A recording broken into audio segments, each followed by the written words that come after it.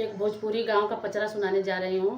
अगर आप लोग को अच्छा लगे तो हमारे वीडियो को लाइक करें, शेयर करें और कमेंट करें। कमेंट में बताइए आप लोग को कैसा लगा हमारा गाना। जया गवरवा मैया जया पीछावरवा हे मैया जय जय बोलाना, हे मैया जय जय बोलाना।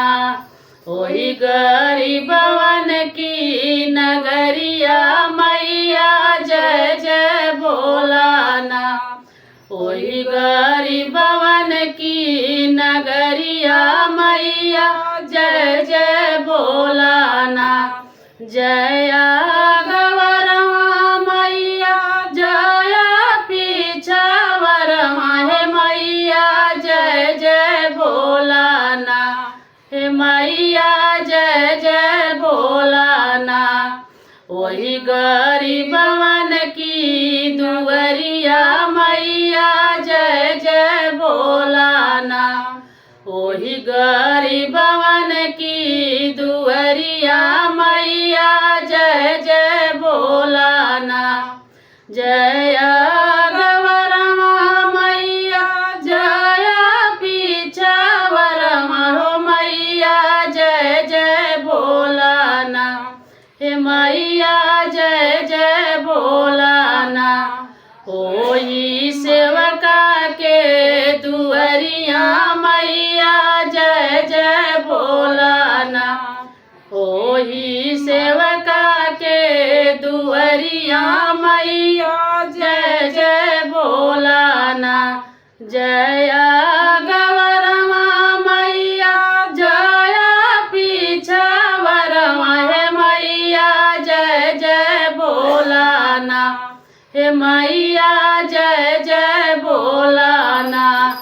ओही मलिया के दुअरिया मैया जय जय बोलाना, ओही मलिया के दुअरिया मैया जय जय बोलाना।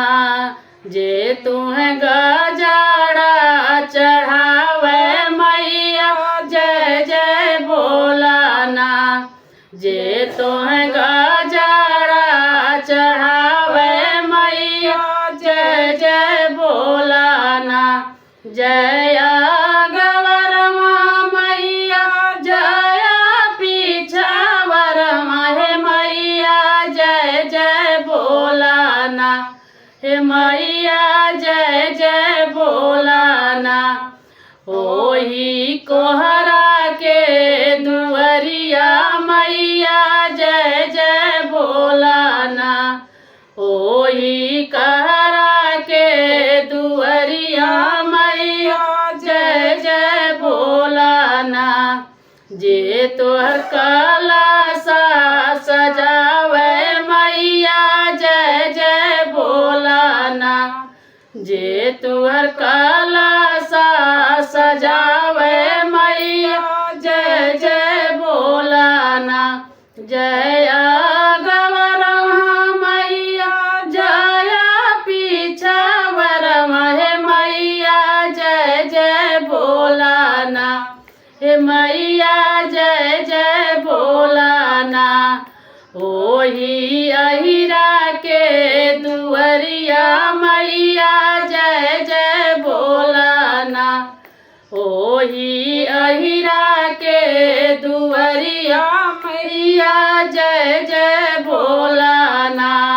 जे तुम्हें दधिया चढ़ावे मैया जय जय बोलाना, जे तुम्हें दूधवा चढ़ावे मैया जय जय बोलाना। जया गवरवा मैया जया पीछावरवा हे मैया जय जय बोलाना, हे मैया जय जय बोलाना। वही बजा जावा दुअरिया मैया जय जय बोलाना।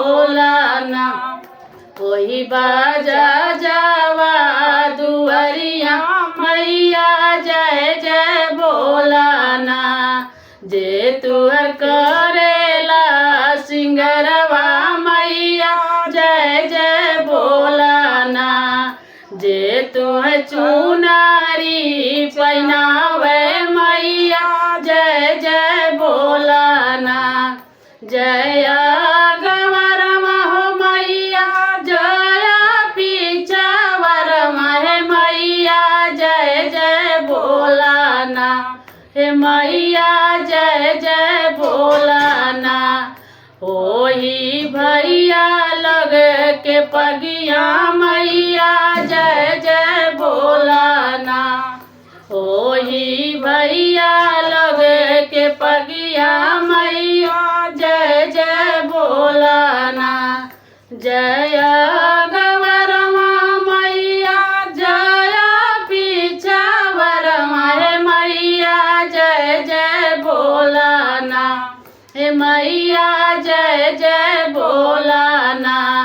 ओही बहिनी लगे के मंगिया मैया जय जय बोलाना।